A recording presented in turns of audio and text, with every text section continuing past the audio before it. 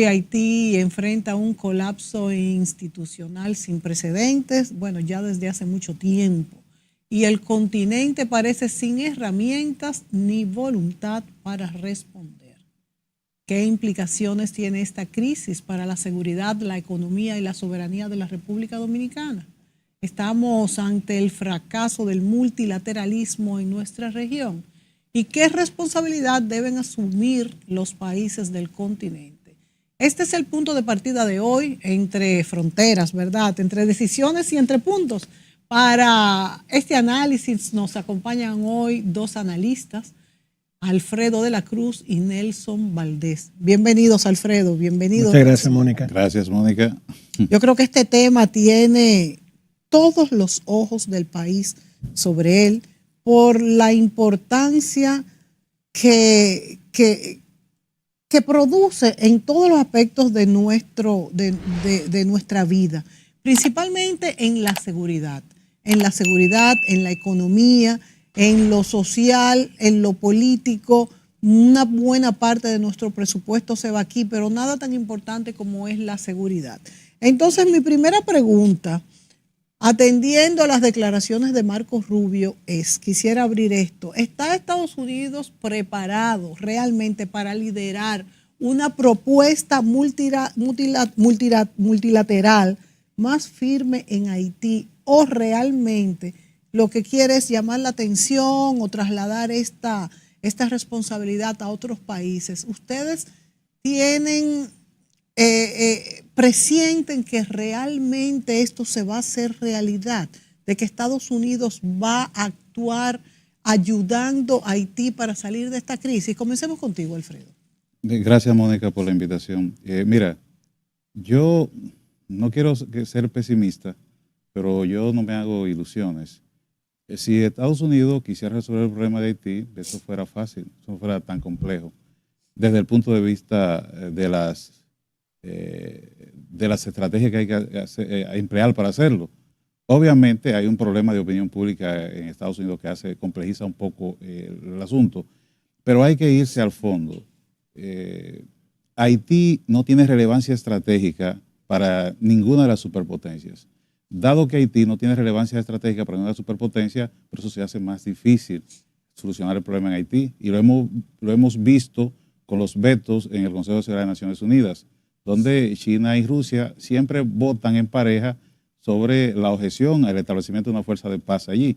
Dado esas situaciones y que Estados Unidos no tiene un real interés en inmiscuirse o enfrascarse en una fuerza de paz estabilizadora en Haití, pues Marco Rubio, el canciller de Estados Unidos, ha tronado en una sesión especial del Comité de Relaciones Exteriores del Senado de Estados Unidos, donde se revisaba los recortes presupuestarios del Departamento de Estado y se analizaban programas internacionales que tiene el Departamento de Estado, y ahí es que llamaba la atención sobre que la OEA, si no era capaz de resolver un problema en su propia región, ¿para qué servía? No servía para nada. Pero también llamando la atención sobre los países del continente que jugaran un rol más activo. Eso, en principio, uno podría tener alguna esperanza y decir, bueno, parece ser que Estados Unidos va a agarrar el toro por los cuernos. Pero no, ellos lo que están haciendo es llamando la atención a América Latina que resuelvan ellos ese problema. O sea que quizás es todo lo contrario. Sí, entonces, es ver que la inoperancia de la OEA, y como estamos tratando de temas de recortes presupuestarios, recortar más. Sí, pero fíjate un caso, por ejemplo. Porque también dijo que sí iba a ayudar. Sí, pero fíjate, la fuerza de apoyo a la seguridad que hay en Haití actualmente, que dirige Kenia, ha tenido problemas logísticos. ¿Por qué? No aparece el dinero para los efectivos, no aparecen los equipamientos. Tenemos informaciones de que desde el año pasado no se le paga a los efectivos de la fuerza keniana que hay. Y de una fuerza operativa aprobada de 2.000 efectivos, Kenia tiene poco menos de 800 y otros países latinoamericanos han mandado unos cuantos policías. Entonces, en una situación como la de Haití, tú necesitas una fuerza más grande, con equipamiento, con efectivo y todo eso para estar motivados. Entonces, fíjate que el presupuesto eran 600 millones y no aparecen. Entonces, lo que te está diciendo Marco Rubio es, América Latina, encárguense de eso. La pregunta es aquí, incluso coqueteó con la idea de una fuerza interamericana de paz, como tú decías en la introducción. Bueno, esa es una herramienta que es de triste recordatorio, porque la única vez que se ha creado una fuerza interamericana de paz fue en el 1965 para acompañar a los cerca de 42,000 marines de Estados Unidos que invadieron República Dominicana, supuestamente para asegurar vida y evitar que República Dominicana se convirtiera en una segunda Cuba. Sin embargo, esos eran los objetivos, ¿verdad?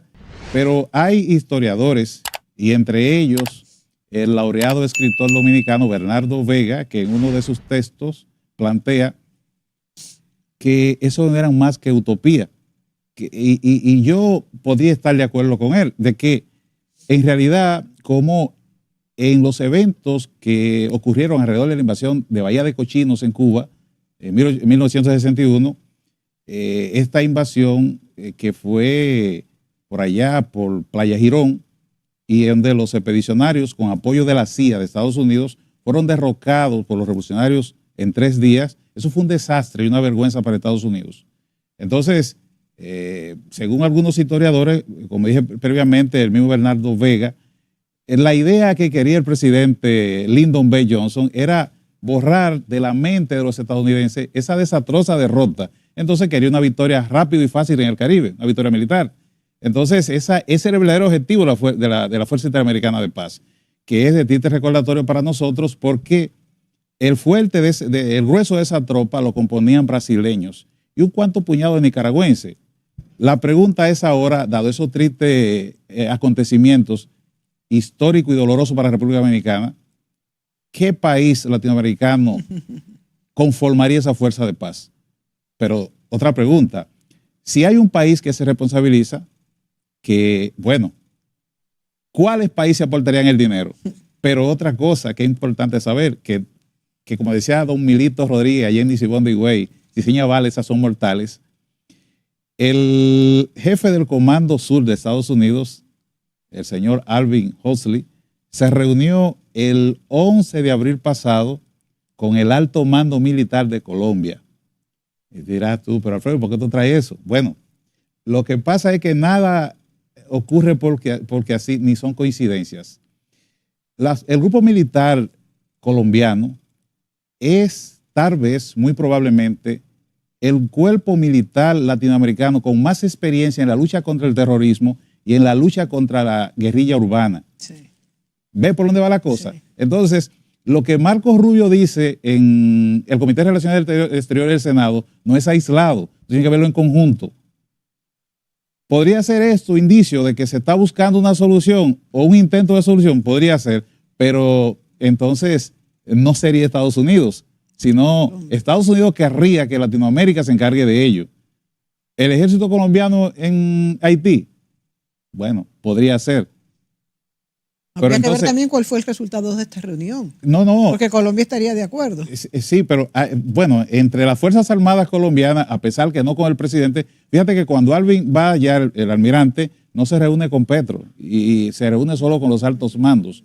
Pero eso se suma a otra noticia que salió, que publicó el periódico New York Times el 20 de mayo pasado, que hablaba de que el gobierno de Haití había contratado al mercenario y fundador de Blackwater, el señor Eric Prince, de triste recordación, porque sí, la empresa Blackwater que él fundó se vio involucrada por allá en la guerra de Irak con el asesinato de 17 civiles en Bagdad.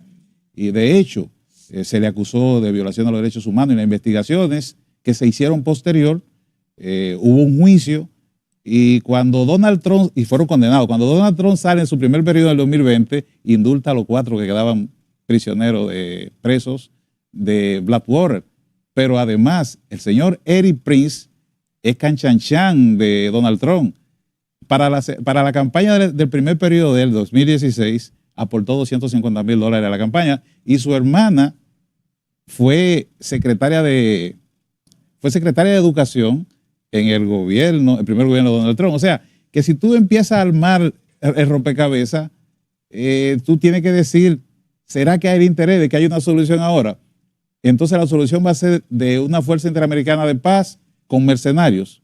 De hecho, ya desde marzo, el señor Eric Prince tiene una fuerza operadora de drones en Puerto Príncipe y ya han eliminado varios pandilleros. Ya ellos sí, lo han eliminado. porque hay otros mercenarios allá que están operando cerca de 200 drones.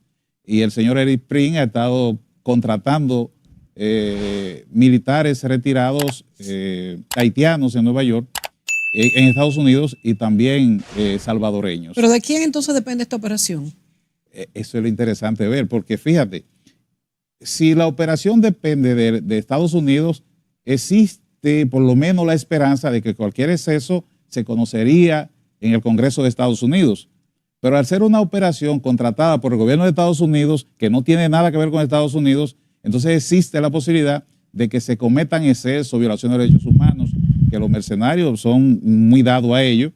Entonces ya ahí hay problemas. Es bueno que el público conozca aquí de esto, porque en Estados Unidos se utilizan mucho los contratistas militares privados, y eso está regulado por ley, y las empresas que se dedican a ello tienen una licencia. Ahora bien, ¿qué dice la Convención de Ginebra sobre esto?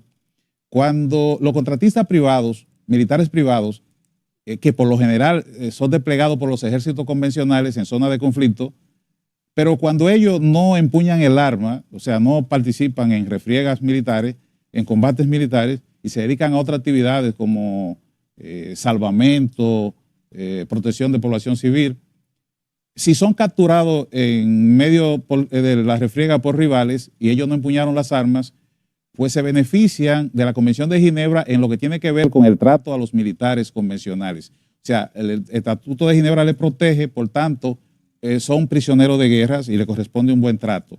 ¿Y ahora, si tienen armas? Si en el caso dado, que casi siempre los mercenarios, los contratistas militares privados, tú lo contratas para esas situaciones conflictivas en zonas de mucho conflicto, principalmente guerra de guerrilla o lucha urbana, guerra urbana, si son atrapados así, pues no se benefician del Estatuto de Ginebra, no son prisioneros de guerra y son juzgados y automáticamente pierden ese privilegio y son mercenarios. Por tanto, son combatientes ilegales, por tanto, pueden ser condenados a muerte por un tribunal. Esa es la diferencia. Pero entonces, si tienen la licencia, ¿qué es lo que le permite la licencia en realidad? Bueno, tú eres una empresa legal como contratista militar privado. Tú puedes ayudar a reconstrucción, salvamento, una serie de actividades. Pero no a eliminar plantillas. Eso no. O sea, no la licencia, sino el Estatuto de Ginebra, que es la Convención de Ginebra, pues se usa, porque la guerra tiene su código. Claro. Hay diferentes formas como tú haces la guerra, que es legal, y formas que son ilegales. Cuando tú usas armamento que está prohibido y cuando tú usas elementos que no conforman un ejército formal. Un ejemplo de ello, más reciente, la FARC en Colombia. Colombia nunca quiso reconocer a la FARC como combatientes, como un ejército formal, como un combatiente formal, porque eso le daba ciertos privilegios. Entonces, si lo seguían tratando como combatiente ilegal, eso le tenían mano suelta para tratarlo como quisieran. Acuérdate que Álvaro Uribe utilizó mucho esa herramienta. Entonces, en el caso de Haití, si el señor Eric Prince ha sido contratado para ello, pues ya como no es contra un ejército convencional que están combatiendo, sino con un actor no estatal que no es reconocido, no se benefician del privilegio del Estatuto de Ginebra. Entonces, ahí es muy difícil aplicarle. Por no ser reconocido contra quienes están actuando, no se beneficia del Estatuto de Ginebra. Sí, porque el Estatuto de Ginebra reconoce ejércitos formales. Por ejemplo, un caso hipotético. Si República Dominicana tiene un enfrentamiento con Haití, no sé dónde lo va a tener, porque Haití no tiene un ejército formal per se. Pero subiendo que Haití tuviera un ejército competitivo y que República Dominicana y Haití se enfrentaran en términos militares, son dos ejércitos formales, convencionales, legales. Entonces, ahí aplica la Convención de Ginebra para cualquier acción entre ambos, si no están haciendo acciones ilegales. Pero en el caso de Haití, que está combatiendo con grupos no estatales que son ilegales, entonces no se benefician ellos de la Convención de Ginebra. Pero nosotros sí. No, nosotros no, en este caso nosotros no, sino Haití. Haití lo está combatiendo. No tienen que valerse de la Convención de Ginebra. Pueden tratarlo como quieran. Porque son ilegales. Porque ellos son combatientes ilegales. Esa es una diferencia. Entonces, dado ese caso, ya Eric Prince iría en función de mercenario. Es la verdad, iría en condición de mercenario porque él iría a descabezar las bandas criminales, o sea, a los líderes. Entonces ya está haciendo nación, solo que en este caso no aplica la Convención de Ginebra porque son combatientes no estatales no reconocidos y son grupos ilegales. Sí, sí. Pero entonces yo le pregunto a Nelson, ¿hay alguna forma que vestida de legalidad para atacar la situación de las pandillas en Haití, que no sea de esta forma, que no sea con entre comillas, como dice Alfredo de la Cruz, con mercenarios? Yo creo que sería fortaleciendo la Policía Nacional en Haití. Sería lo primero que yo haría para entrar dentro, para hacerlo dentro de la legalidad. Y lo segundo que soñaríamos es si se hace a través de una misión organizada de la ONU. Ahora, el problema, Alfredo lo dijo magistralmente, no hay ningún tipo de interés en Estados Unidos en hacer una intervención militar. Allá ya lo hubiese hecho. Agarró a Bin Laden, imagínate lo que agarrar a Barbecue. Eso, en 15 minutos lo hubiesen agarrado y ya lo hubiesen desaparecido. Lo de Haití es una tragedia, Mónica, porque es un país que se ha victimizado eternamente. Ya lo que pasa es que la victimización ya llega un momento en que la misma gente que antes lo apoyaban ya no lo apoyan realmente. Porque lo más triste de la situación de Haití es que son familias adineradas haitianas quienes financian a las pandillas. Algo completamente incomprensible. Y luego hemos visto cierta complicidad, que es lo que a mí sí me sorprende, en el tema del armamento, que tiene ciertos cómplices dominicanos, el tema de todo este caos de las pandillas haitianas. Yo creo que el tema de Haití solamente se va a resolver si ellos toman conciencia, y me refiero a ellos, a las autoridades haitianas de turno, de que es un tema que ellos no van a tener el apoyo que tenían antes, que un Chile que agarró y le hizo que convenció a una parte de la América Latina, Estados Unidos, el tema del Comité de Seguridad. Eso no se va a volver a repetir por 3 temas bien simples. En línea con lo que decía Alfredo. Las prioridades hoy son otras. Donald Trump se enfrenta hoy en día a una casi recesión económica en los Estados Unidos. Se enfrenta a una realidad irreversible, y es que hay una cierta edad en los Estados Unidos que no se preparó para la nueva economía de este siglo. Esa gente va a quedar desempleada, van a ser votantes antirrepublicanos en un breve plazo. Ya empieza a verse, inclusive de los mismos trumpistas, ya empiezan a no entender, a no poder descifrar cuál es la política económica del gobierno de Donald Trump. Eso es un frente. Y el otro frente es, lo dijo el mismo Donald Trump el día de ayer, que a la hora de acercarse a Xi Jinping era un negociador bastante duro y que no podía de alguna manera entenderlo. Y lo otro que no entendió nunca Donald Trump, por ejemplo, en el caso de Rusia, es que Rusia tiene diversas fuentes de ingreso. Para que tú tengas una idea, Rusia ha ganado, le ha entrado dinero 5 veces más de lo que toda la comunidad internacional le ha dado a Ucrania. En castellano significa que no hay forma de ganarle a Rusia desde el punto de vista financiero, de alguna manera, ¿no es verdad? Y es un frente que lo tiene la comunidad internacional, digamos, la OTAN, Estados Unidos y tal. Y cuando tú empiezas a sumar problemáticas globales, Haití no cuadra, no aparece por ninguna parte. No es relevante, no aporta, no tiene un mineral o algo que uno pueda decir, bueno, vámonos ahora mismo a Haití a ver si podemos hacer algo allí. Lo veo una tragedia para nosotros. Y ahí sí quiero aportar algo que como dominicano. Tenemos y estamos obligados a reforzar o a repensar de forma diplomática cómo vamos a apoyar al gobierno de turno de Haití, y hablo de República Dominicana, porque si nosotros nos quedamos en el discurso, Mónica, por ejemplo, de no es nuestro problema, eso lo tiene que resolver la comunidad internacional, el tema es que vamos a ir viendo masas de gente desesperada, pobre, clase media, rica. Los ricos no, porque los ricos convencen a Abinader, oye, ¿puedes dejarme pasar 52 estudiantes? No hay ningún problema. Pero luego vamos y te pongo un ejemplo, a Hospitén, disculpa que lo diga, ¿no es verdad? Que no pagan publicidad. Está lleno de haitianos de clase alta. Vamos al restaurante aquí en Santo Domingo, está lleno de haitianos de clase alta. Vamos al Blue Mall a tomar un café y está lleno de haitianos de clase alta. ¿Qué significa eso? Que ya hay cierta élite haitiana que está residiendo aquí, o en Miami, o en Londres, o en París. Significa que la gente poderosa y con mucho dinero ya vive fuera, en Nueva York, etcétera. Y desde allí incluso llevan sus negocios, y cierta prole solamente la que queda en Haití. Pero esa gente que queda allí hoy es nuestro problema. Hay una ignorancia o una ingenuidad de parte nuestra como autoridad en República Dominicana de decir, no, el problema haitiano es un problema de la comunidad internacional, y al mismo tiempo pasa todo lo que decía Alfredo. Hay un esfuerzo de una parte de la comunidad internacional, una OEA estéril, hay que decirlo. La OEA es un organismo estéril, pero hay algo más peligroso todavía. Y es que la ONU es estéril también ahora mismo. Es decir, no pudo evitar, y lo hablamos la otra vez acá en tu programa, la ONU no pudo evitar algo tan simple como decir, hey chicos, paren, vamos a conversar. Putin por este lado, Vladimir Zelensky, no. Han tardado años la guerra, la ONU tú la has visto de este lado sin hacer absolutamente nada. Y luego Estados Unidos cometió un error aún peor en el gobierno de Joe Biden. Y es que nunca le dijeron, oye, ¿por qué no vamos a hablar con Putin? Sino que tomaron una actitud bastante peligrosa en la diplomacia, que es yo me desentiendo. República Dominicana está en esa misma línea. Yo me quiero desentender del tema haitiano, yo lo que voy a hacer es empezar a deportar gente, pero siento que estamos durmiendo encima de una bomba de tiempo. Entonces yo te pregunto, Alfredo, dice Nelson Valdés que tenemos que tomar acción contra el tema haitiano, pero nosotros podemos tomar acción contra el tema haitiano en un país que ni siquiera hay con quién negociar. Tú hablabas ahorita de autoridades haitianas, pero ¿quiénes son las autoridades haitianas en este momento? ¿Y están los Estados Unidos de acuerdo en meter más dinero en las fuerzas de Kenia? ¿Kenia qué está haciendo? Nada. Tú mismo has dicho que no tiene los efectivos suficientes. De un ejército de mercenarios, tampoco, también hay que pagarlo.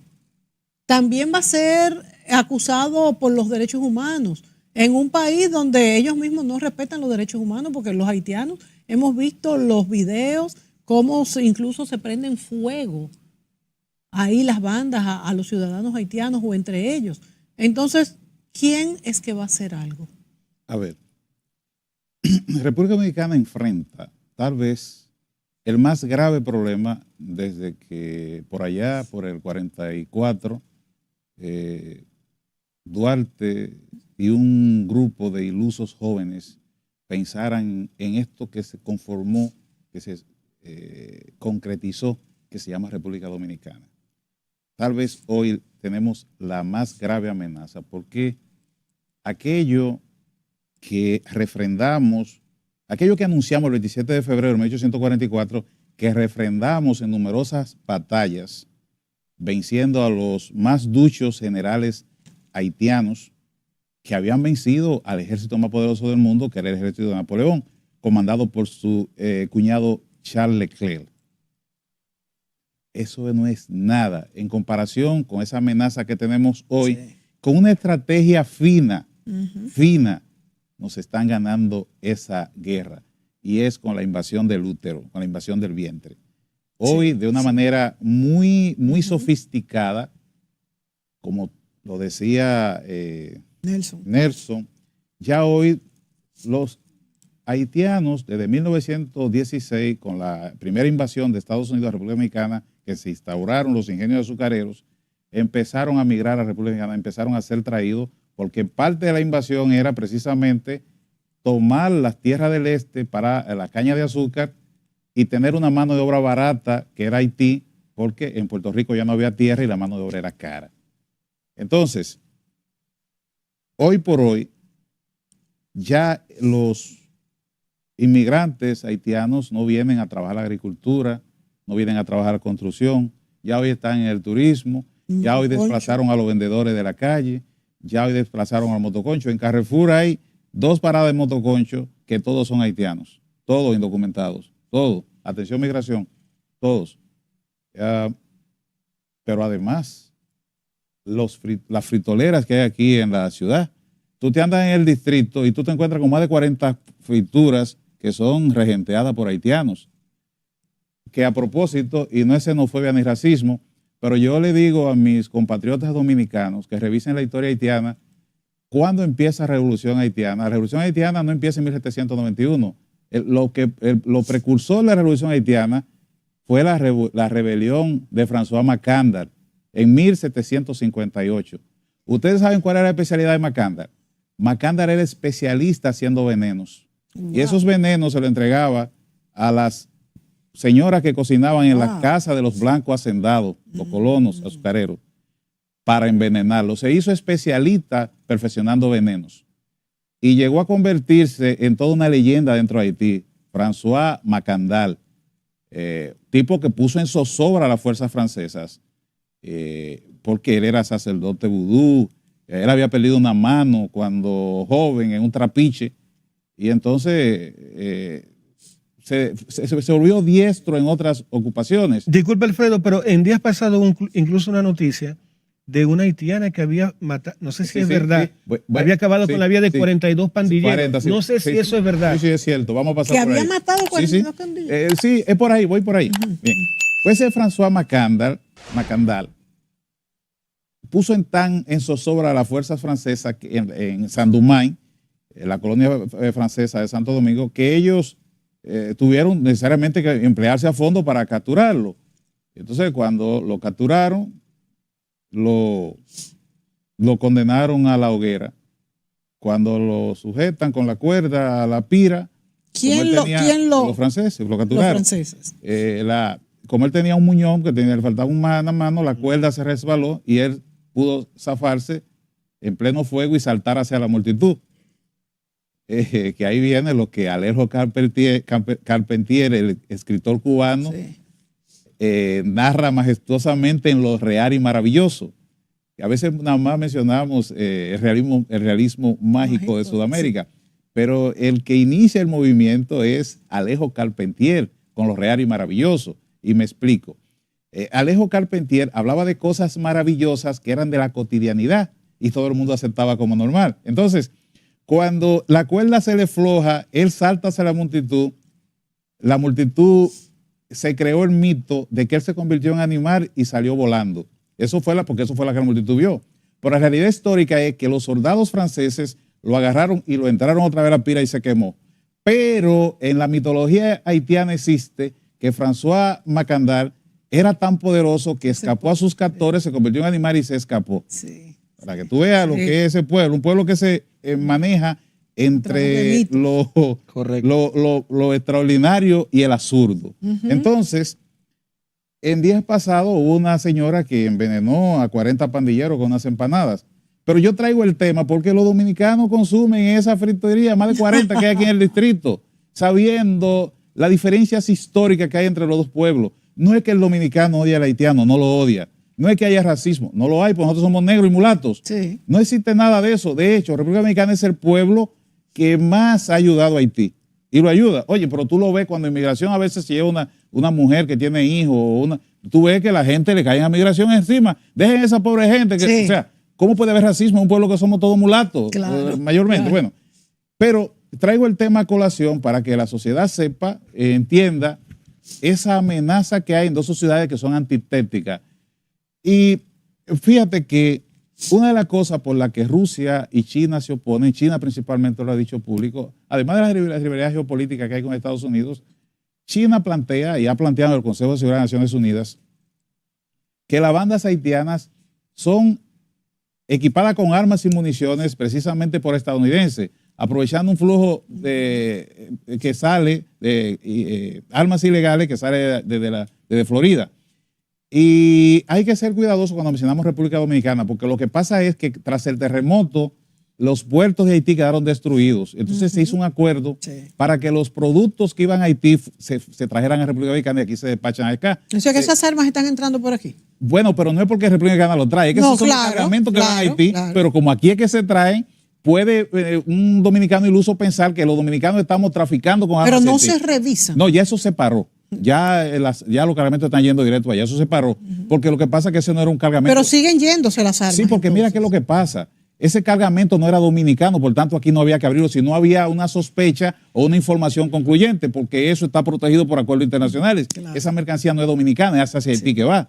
Y si tú no tienes una inteligencia que te esté dando la información de que va un cargamento de armas, tú no puedes ponerte a abrir, porque eso está protegido por la legislación internacional. Entonces nosotros haciéndole un favor a Haití, nos estábamos haciendo daño porque internacionalmente aparece como que los dominicanos estamos traficando armas para Haití. Aquí no se produce armas. Como bien dijo el presidente de Haití, el presidente del Consejo de Transición Presidencial y el ministro de Defensa de Haití, hablaron en la sesión especial que hizo la OEA en días pasados, de que las armas y las drogas venían de Estados Unidos, de Colombia y de República Dominicana. República Dominicana ni produce drogas ni produce armas. Sí.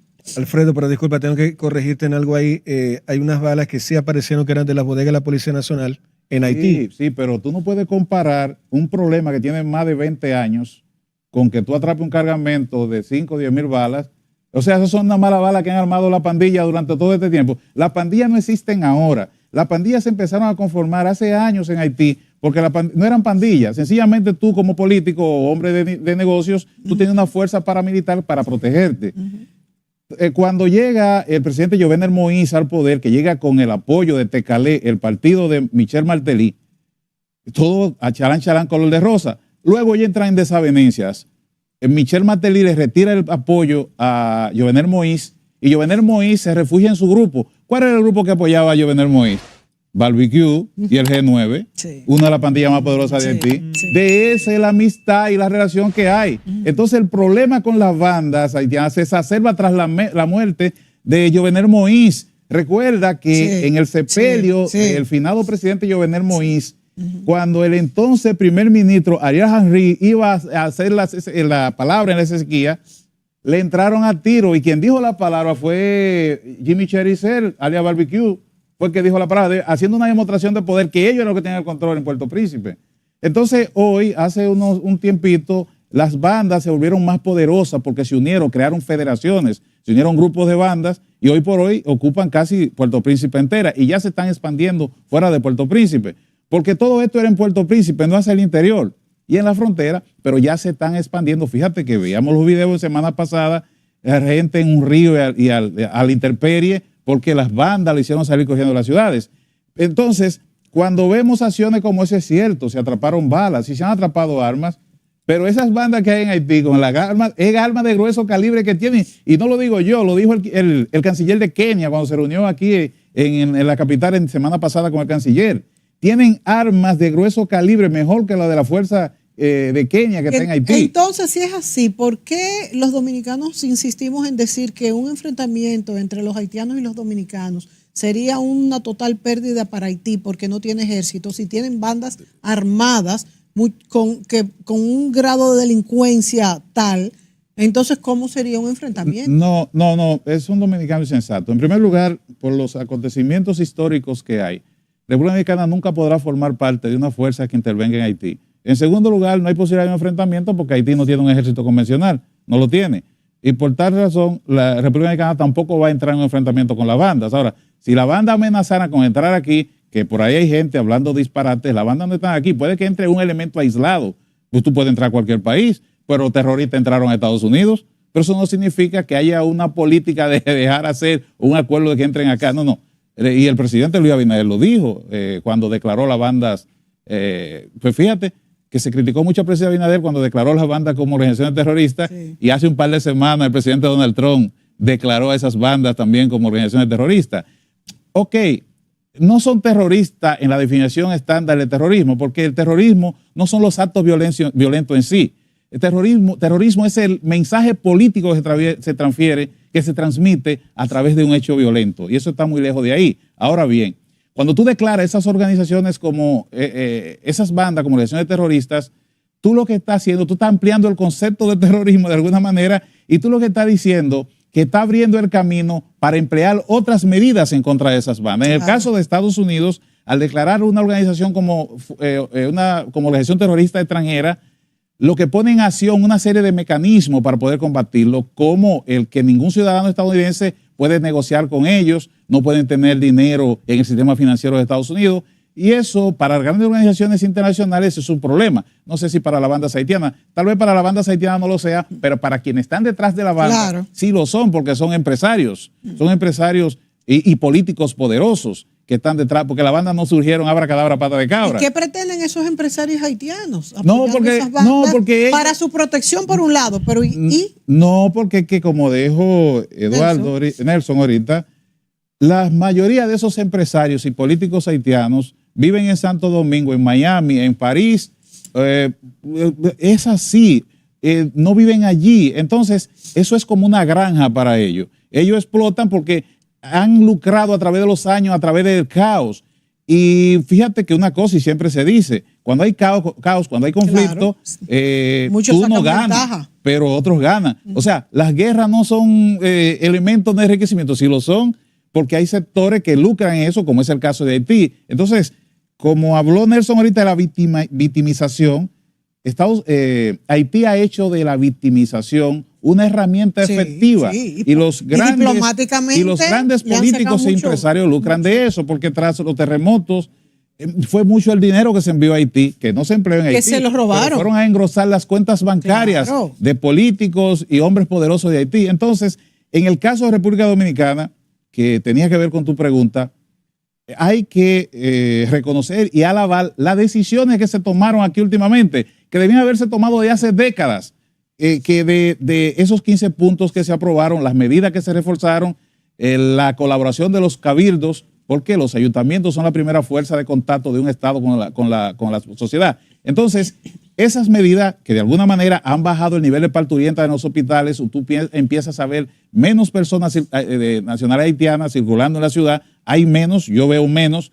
Entonces, no es suficiente, pero es muy importante. Es importante de que eso se incremente. Por eso cobra relevancia que se reúnan el presidente con los expresidentes. Alguien podría decir, bueno, pero el presidente Luis Abinader tiene todos los poderes. Sí, pero en sociedades como las nuestras, sociedades en transición como esta, esas no son medidas políticas partidistas. Esas son medidas de Estado que deben hacerse con el mínimo consenso posible para cuando cambie el partido que está en el poder, solo tenga ligeros matices, pero estructuralmente sea lo básico. Entonces, si ahora se ponen de acuerdo Danilo, Leonel, Hipólito y Luis, que cada uno tiene una visión diferente del conflicto, pero para conformar una estrategia van a tener que operativizar sus visiones para crear una visión compartida nacional sin ganancias partidarias, sino la ganancia de la sociedad dominicana, para que entonces, porque están las leyes, obviamente, tú dirás, y lo dirá la sociedad que no está bien. No es suficiente. Pero no es suficiente porque aquí el empresariado ha hecho connivencia con políticos militares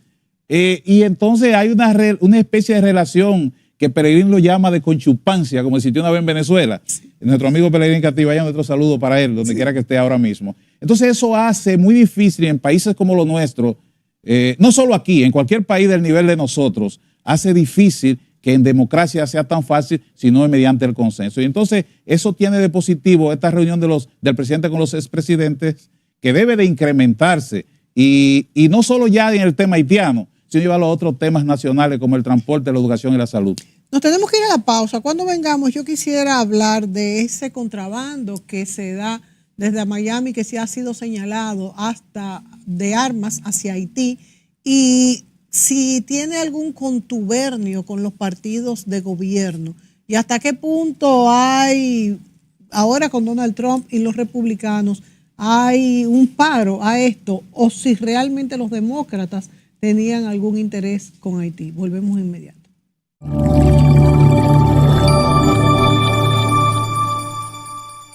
Les preguntaba en el segmento anterior cómo hay cierto contubernio entonces entre la clase gobernante de Estados Unidos y Haití, o estas personas que envían, mandan, exportan, como quiera llamársele, armas a Haití. Nelson, ¿cuál es tu opinión? Yo creo que Haití lo que se ha convertido en lo que fue Cuba para el narcotráfico colombiano en algún momento, una plataforma excelente y perfecta para yo llevar droga a los Estados Unidos. Cuando se tuvo Marco Rubio conversando el tema de seguridad nacional para Estados Unidos, el tema de Haití, que es la única vez que lo ha dicho, y lo dijo hace poco, yo creo que va por ahí el tema, y creo que la única manera en que el resto del planeta pueda beneficiarse en algún momento de que Estados Unidos haga algo, es porque ya hay indicios claros, no solamente de un tráfico de cocaína y de marihuana, porque hay una cosa, Mónica, que yo creo que tú has empezado a descifrar. Dominicana puede consumir las toneladas de marihuana que vimos hace poco en el puerto. Que el dominicano fuma, yo digo, no, el dominicano no consume. Luego cuando vemos los alijos de cocaína tampoco me cuadra, yo, bueno, puede consumir, pero toneladas y toneladas, no me cuadra que el mercado sea el dominicano, y luego no me cuadra ni en marihuana ni en cocaína. He visto miles de cosas, por ejemplo, las pastillas que toman en Europa, las he visto también, aquí yo digo, los dominicanos no consumen eso, ahora me puedo equivocar. Tengo la percepción en el tema de lo que tiene que ver con el tráfico desde Estados Unidos, con el tema de las armas. Recuerda que una de las cosas más impresionantes que se descubrió en Texas es que todo el cartel de Sinaloa era alimentado por tienditas que quedaban en San Diego. Entonces, Cuando el gobierno mexicano dijo, pero ¿cómo es que el TED de Sinaloa tiene lo mismo que tú acabas de preguntarle a Alfredo hace poquito? Estas armas de alto calibre entraron legalmente, se compraron legalmente en un pueblo, en San Diego, ¿no, verdad? Y entraron a los Estados Unidos por distintos grupos norteamericanos. Dame una precisión que es importante en lo que tú estás diciendo, que es sumamente esclarecedor lo que tú dices. Es bueno que nuestra audiencia sepa que a Estados Unidos no le interesa erradicar esas rutas de abastecimiento de estupefacientes. Ellos solamente le interesa tenerlas vigiladas y conocer a los operativos para que no le introduzcan en Estados Unidos armas de destrucción masiva, elementos radiológicos o un tipo de cosas así, pero después ellos no tienen problema con que esas rutas operen. Por eso es que pasan años y años y las rutas siguen operando. Y no le interesa tanto descabezarla porque cuando la descabezan, entonces se crean problemas por el poder y pueden generar guerras que disparan los precios del producto y eso le ocasiona problemas a ellos dentro, aumenta la criminalidad. Entonces, por eso es que es por esa ruta, se pasa armas, estupefacientes, de todo, y mientras no se pase una arma radiológica o de destrucción masiva, para ellos no hay problema. Pero entonces no tiene sentido todo este discurso de Donald Trump de desmantelar las bandas de fentanilo con México. No, hay una diferencia. ¿Cuál es la diferencia? Hay una diferencia.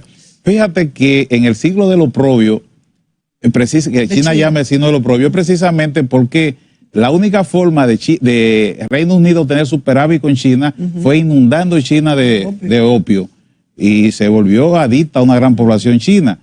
Eso es lo que ocurre hoy, está ocurriendo en Estados Unidos. Los precursores son fabricados en China y llegan a México. México es que introduce el fentanilo a Estados Unidos. Entonces, si él no se pone fuerte con eso, con el fentanilo, porque el fentanilo, a pesar de que todas las drogas son negativas, destructivas, y hay que luchar contra ellos, sin embargo, el fentanilo es fatal y lo hemos visto en estados donde tenemos una población zombie.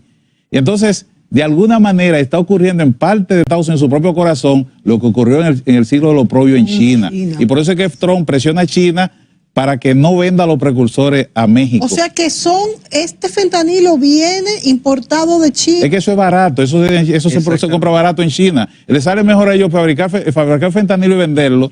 Eso le sale más de un 500% los beneficios que fabricar en Colombia cocaína. Mónica, nosotros lo hablamos en este programa la otra vez, el tema de dónde nace ese amor por la droga de parte del norteamericano y los enemigos. Alfredo dijo algo magistral cuando hablaba de que los haitianos nos estaban invadiendo vía vientre, ¿no verdad? Que a través de la parturienta.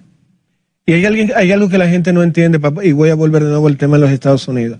En la frontera, incluso en los hospitales, digo, ya el 60% de los partos es haitiano. Sí. Pero cuando nos vamos a la capital es el 36%. Sí. Cualquier país del mundo, nuestro primer tema a nivel nacional debería ser, lo siento mucho, te quiero, pero tú tienes que parir fuera. Sí. Si no, tú me vas a convertir en minoría. Claro. Pero mira, sin él, si lo siento, entiendo tu problema, yo quiero que tú... No, Nelson, que si sigue como vamos, dentro de 15 o 20 años, nosotros los dominicanos vamos a ser minoría en nuestro territorio. Claro. Ese es un problema. Claro. Entonces, nosotros... Porque ya las mujeres dominicanas no están pariendo. ¿Por qué? Porque según aumenta el nivel de vida, ya las mujeres no empiezan a parir como parían 4 y 6 están muchachos. Trabajando y produciendo. La dominicana lo más que paren son 2 muchachos. Pero primero porque tienen que trabajar, tienen que estudiar. La mujer dominicana está estudiando y está trabajando. No puede tener muchos muchachos. Entonces, algunas tienen 1 y muchos 2. Entonces... En la geopolítica, la demografía es fundamental. Y si la población dominicana se reduce y aumenta la foránea, con esas mujeres pariendo en condición de ilegalidad, tú tienes una nación gestándose dentro de otra nación que tarde o temprano vamos a tener hechos graves. Mira el ejemplo de Kosovo, allá en Europa del Este, y otros pueblos que hemos visto a través de la historia, esas desgracias que han pasado por la inacción de los líderes de las sociedades. Y aquí sí, estamos a tiempo todavía, pero la brecha que hay es muy limitada. Por eso es que alabo la reunión de los expresidentes con el presidente Luis Abinader, pero eso tiene rápidamente que salir en el Consejo Económico y Social la estrategia, porque no es que vamos a darle a la larga a eso hay que rápidamente crear estrategia para que el gobierno la operativice, porque ya en esa parte el gobierno que tiene que hacerlo, con sus funcionarios y sus operativos, operativizar esa estrategia para bloquear la frontera. Ok, ellos siempre va a haber un flujo, pero un flujo mínimo controlable.